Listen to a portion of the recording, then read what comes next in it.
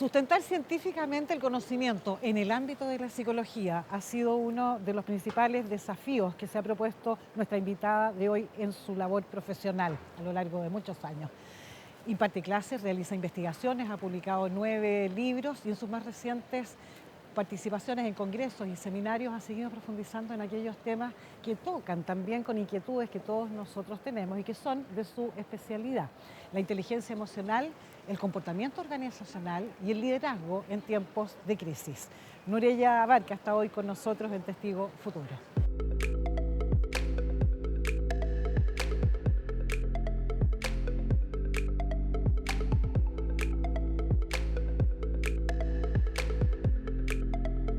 En esta serie conversaremos con diferentes personajes del mundo de las artes, la ciencia y las humanidades para conocer su mirada y entender el presente.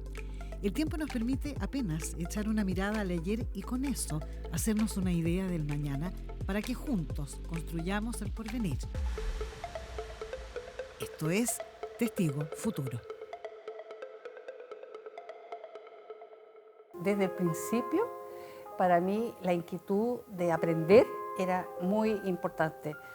Me cuenta mi mamá que yo la perseguía antes de los 4 años para que me enseñara a leer, por favor, y que pescaba cualquier cosa para tratar de lograrlo. Así que ella, sin querer, me enseñó a leer a los 4 años. Ya, de ahí yo creía que era natural que uno a los 4 años tuviera que empezar a leer. Y cuando entré al colegio me di cuenta que era un colegio inglés, esto de otro idioma, en que mis profesores solo hablaban en otro idioma, que algunos niños se ponían a llorar en la clase. Para mí era fascinante poder aprender a entenderme con otro en otro tipo de lenguaje. Quizás lo que más recuerdo eran las discusiones en la mesa. Éramos 5 hermanos y todos como a través de la mesa poniendo los codos encima para acercarse a discutir con el otro que estaba al frente. Y cómo todo esto era permitido, las distintas ideas. Yo creo que lo de la diversidad y la aceptación de la diversidad, ahí me la formé totalmente. No pensábamos para nada igual. De hecho, mi mamá a veces decía, no, esta niñita, las ideas que tiene, como que para ella eran como demasiado avanzadas, mi papá me las permitía. Y yo creo que el que tu papá crea en ti, que eres mujer, que tú puedes hacer algo, es en tu formación muy, muy esencial, porque es como que confía en que tú sí lo vas a poder hacer. Y también de chico uno se lo puede aprender muy bien. A veces yo pienso en la educación, rechazan algunos aprendizajes porque piensan que los niños no están preparados. Yo creo que una edad fantástica es al principio, cuando tú puedes captar distintos lenguajes. Y entonces me estimulaba mucho desde ese punto de vista, muchos libros, mucha lectura, y en mi colegio lo mismo. Decidiste entrar a la universidad en una época en que no era tan común que una mujer tomara esa decisión. ¿Qué obstáculos fuiste enfrentando por el camino para sacar adelante una carrera profesional? Decidí ingeniería, pero no por ingeniería, sino que yo quería estudiar física. La parte científica siempre me atrajo y la física para mí era muy fascinante. Pero tenía que estar 2 años junto con el plan de ingeniería. Esto es la Universidad Católica. Y ahí tuve desafíos porque eran 300 alumnos y 4 mujeres en primer año. Entonces estábamos en bastante desventaja y tuve un incidente que yo creo que es importante destacar, quizás porque otras personas lo podrían haber sufrido también. Uno de los profesores un día me llamó a su oficina y me dijo por qué yo estaba ocupando un cupo de hombres en ingeniería. Y eso, bueno, no me achiqué, gracias a Dios, en ese momento. Claro, ese obstáculo que no te amedrentó a ti, bien puede haber cortado muchas vocaciones profesionales, ¿no? Han cambiado mucho las cosas, Nureya, ¿no? Ojalá que hayan cambiado, yo pienso que sí, porque en mis alumnos en ingeniería comercial, más de la mitad de los alumnos son mujeres. Entonces no hay como un impedimento de partida, digamos. Después uno tendrá que merecerlo, pero digo que no es algo que quizás en mi época era casi una barrera inconsciente para muchos, no explícita, ¿ya? Pero en este caso este profesor me lo hizo explícito y por suerte que eso no me detuvo tampoco. ¿Y entraste entonces en psicología? ¿Encontraste definitivamente tu camino ahí? Yo creo que desde el doctorado en adelante me fui inclinando mucho más para esta otra área, que era más aplicada, porque hasta el doctorado yo seguía buscando como un conocimiento más puro. De hecho, mi tesis doctoral es modelos matemáticos para predecir el comportamiento. Yo creo que uno cuando está en alguna desventaja, se podría decir, en ciertos grupos, se empieza a dar cuenta de por qué, o se hace la pregunta, de por qué esto está sucediendo, ¿ya? Y de cuán injusto puede ser esa situación. Entonces, al meterme dentro del campo de las organizaciones, esto queda mucho más en evidencia que en otras áreas, como por ejemplo las académicas, que podría haber cierta diferencia, pero nunca tanto como dentro de las organizaciones, afuera, en las empresas, o era así hasta hace un tiempo. Entonces, empecé a interesarme, a estudiar cuáles eran esas diferencias o esas desventajas. Hicimos algunos estudios de tesis de magíster en ingeniería junto con el profesor Nicolás Macluf para ver esas diferencias que había entre hombres y mujeres dentro de las organizaciones, especialmente en el tema del liderazgo. Y ahí nosotros empezamos a darnos cuenta que las pocas mujeres que llegaban, esto hace unos 10, 15 años, a los niveles más altos de las organizaciones eran muy pocas. Gruesamente nosotros vimos lo mismo que otros estudios afuera, que las mujeres tendían mucho más a estar inclinadas a desarrollar comportamientos hacia las personas y hacia las relaciones. Y los hombres, en cambio, enfatizaban mucho más los comportamientos destinados a un proyecto, a una tarea, ¿ya? Y eso entonces es una diferencia que en ese momento nosotros dijimos, mira, las organizaciones están cambiando.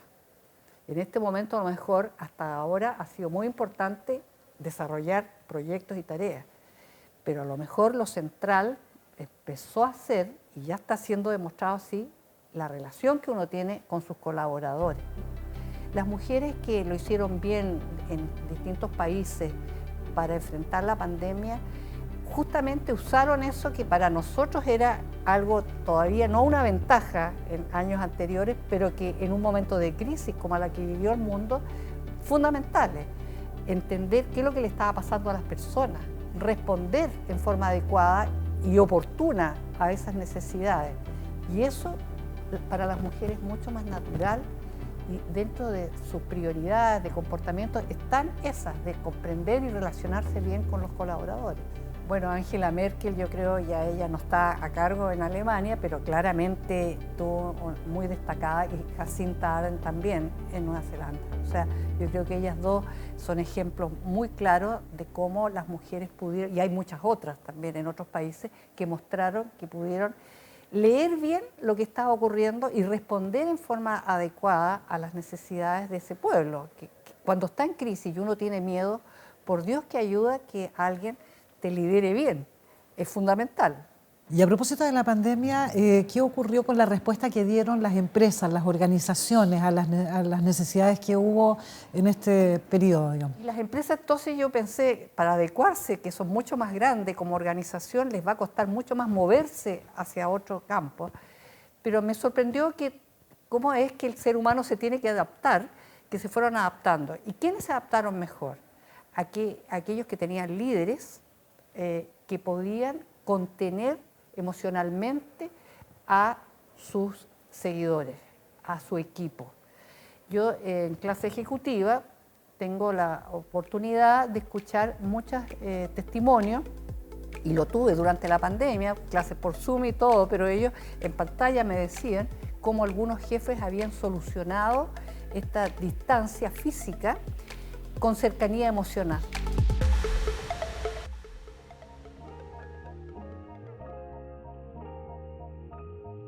Bueno, hoy día estamos iniciando un curso que se llama Inteligencia Emocional y Liderazgo.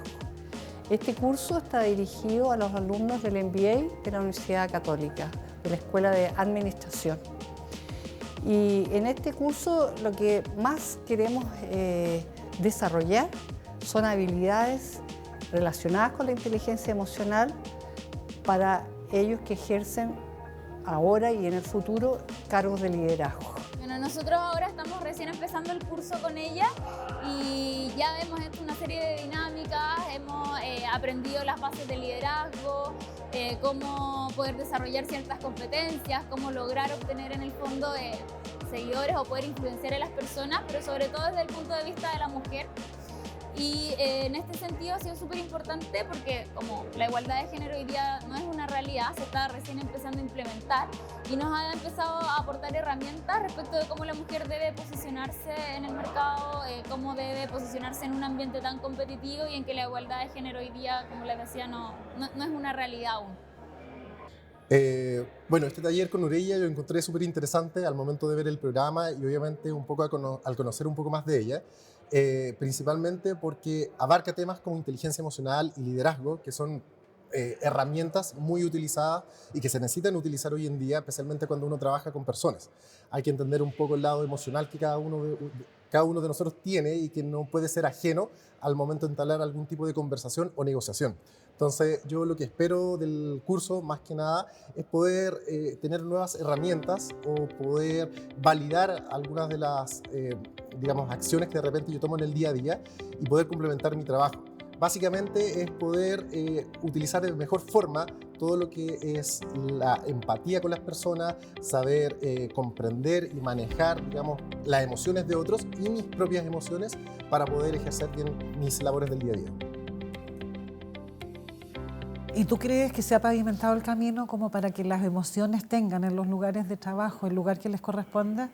Yo creo que aún no, pero estamos en vías de ello. Digo que la pandemia, eso sí que nos trajo bueno, que las personas empezaron por primera vez a considerar dentro del trabajo que esto importaba. Cuando a mí me preguntan cómo desarrollo la inteligencia emocional, el primer punto, que es conocimiento de sí mismo, es el que les cuesta.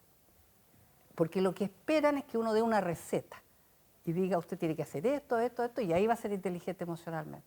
Lo cual es falso, porque uno tiene que partir por conocerse, manejar sus emociones. En ese sentido uno tiene que nutrirse también de lo que uno es auténticamente.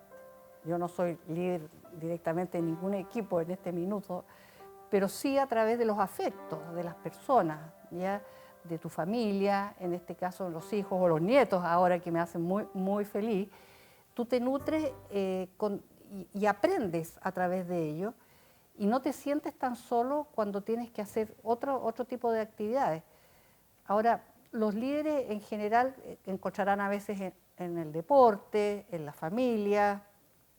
Yo creo que, por ejemplo, ese modelo de desarrollo total, de desarrollo integral dice, fíjese en cuánto tiempo le dedica a cada uno de estos. Vamos a conversar en profundidad sobre este tema, pero quisiera un adelanto tuyo. ¿Cuál es tu mirada acerca del estado en que se encuentran los liderazgos en el mundo en general hoy por hoy?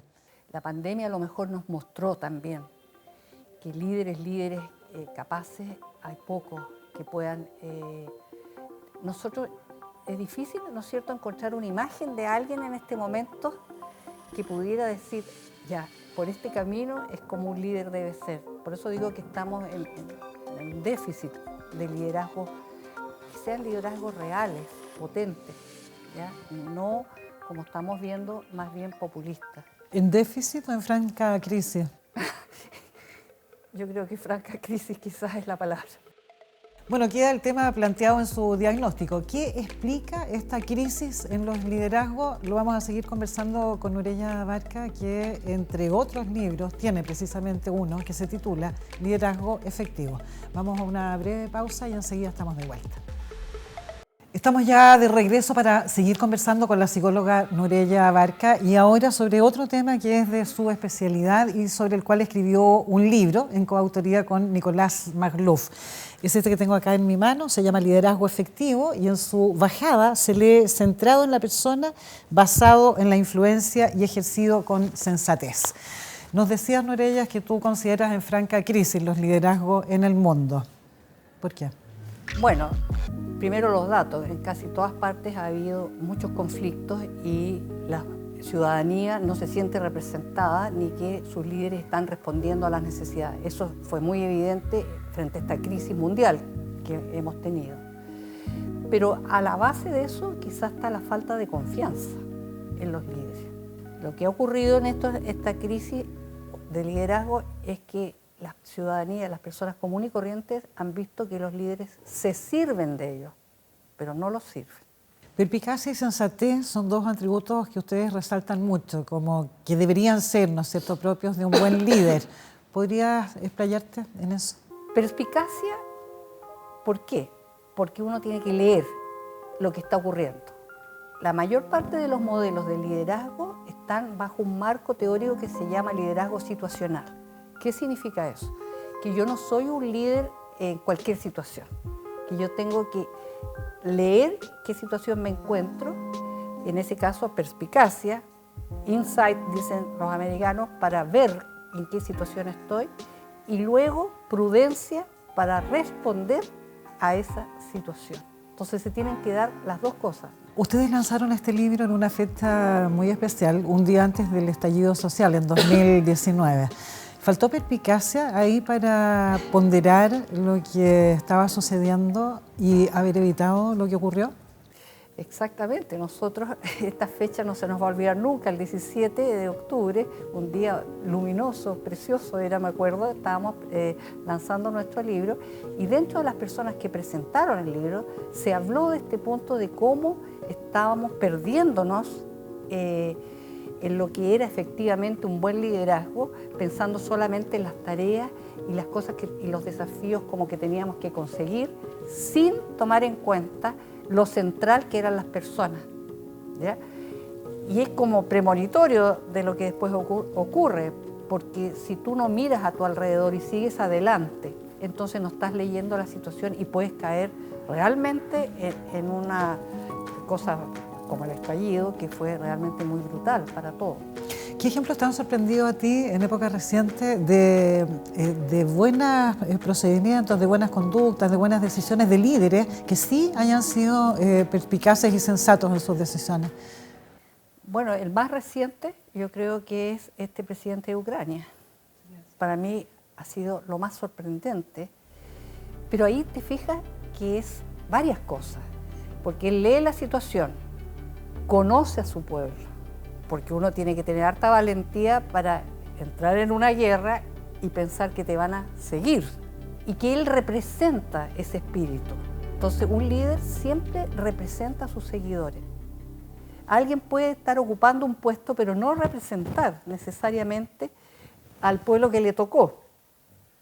Y él ha demostrado, porque lo han seguido hasta ahora, y con tremenda coraje y fuerza, sus seguidores.